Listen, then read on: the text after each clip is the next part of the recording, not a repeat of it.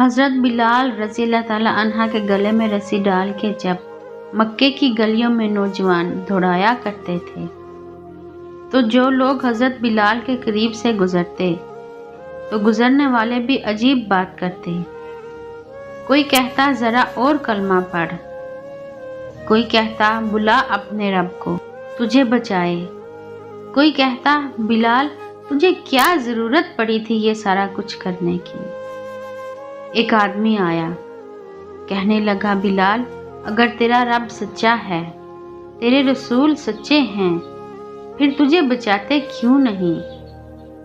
جب تو اتنا مخلص مومن ہے اور اتنا تیرے اندر خلوص پایا جاتا ہے تو وہ آتے کیوں نہیں تیرے دفاع کے لیے؟ وہ تیرے لیے ڈال کیوں نہیں بنتے؟ حضرت بلال حبشی نے بڑا زبردست جواب دیا۔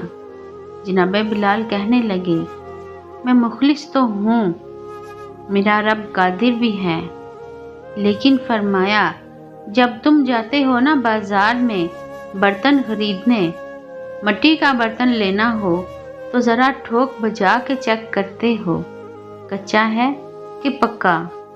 تو اسی طرح میرا رب بھی مجھے چیک کر رہا ہے کہ یہ کتنا پکا ہے۔